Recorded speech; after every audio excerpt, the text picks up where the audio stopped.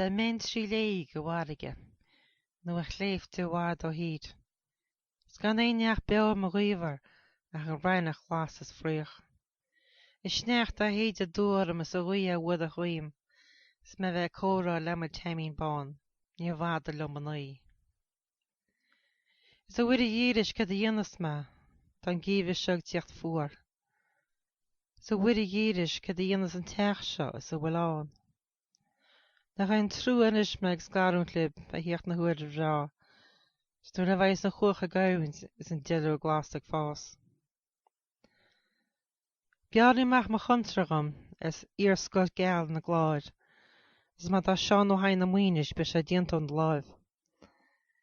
Cuirí ma háta is mo ribín siad orm, is é go rias am a cheán, agus trúbán óg an cléimhe na me chuoine os cin chláir. Is má bhí mar chláán sa máil am na bhí me bás, go dóra díos go gríúil me tíchas tí lá. Ba na pípaí geall a cailceapach gus na ceganna is iad lán, is túr a pádí mór go muoinis me nó sulca bheith san lá.